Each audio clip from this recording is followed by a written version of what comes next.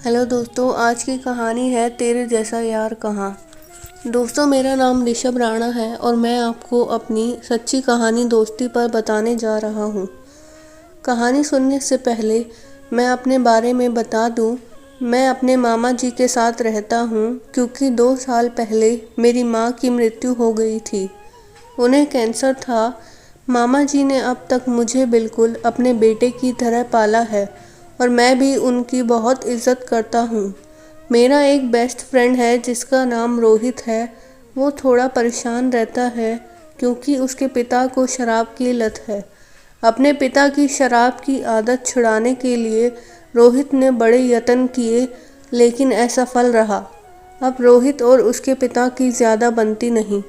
रोहित के पिता की शराब की आदत की वजह से रोहित के घर की आर्थिक हालत भी ज़्यादा अच्छी नहीं, लेकिन उसने कभी इसकी शिकायत नहीं की। एक दिन सुबह 8:30 बजे का वक्त था। मैं कॉलेज जाने के लिए तैयार हो रहा था। तभी रोहित का मुझे फ़ोन आया और उसने कहा, ऋषभ, माँ की तबीयत ख़राब हो गई है, जल्दी घर आ जाओ, माँ को हॉस्पिटल लेकर जाना है। ये सुनते ही मैं रोहित के घर की तरफ निकल गया और उसके घर जाकर देखा कि उसके पिता भी वहीं थे। मुझे बहुत बुरा लगा कि एक आदमी अपनी पत्नी की बुरी तबीयत देखते हुए भी मदद नहीं कर रहा। मैंने और रोहित ने आंटी को उठाया और टैक्सी में बिठाया। हम हॉस्पिटल पहुँचे। आंटी के कुछ टेस्ट हुए और डॉक्टर हमारे पास आया।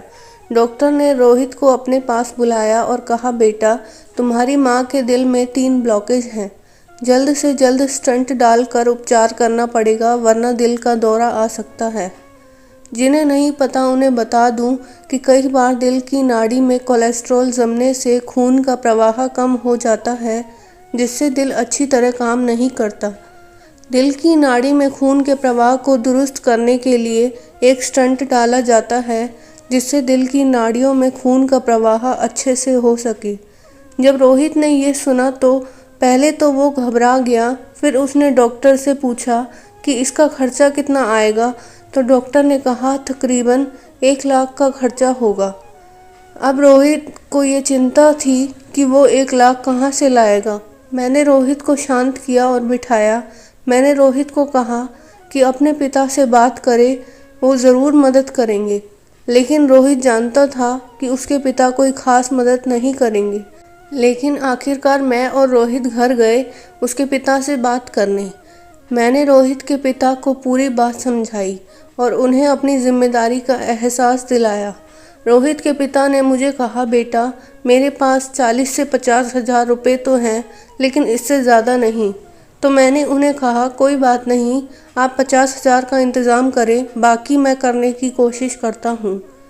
मैंने रोहित को कहा कि वो अपनी माँ के पास जाए, जो कि हॉस्पिटल में दाखिल थी।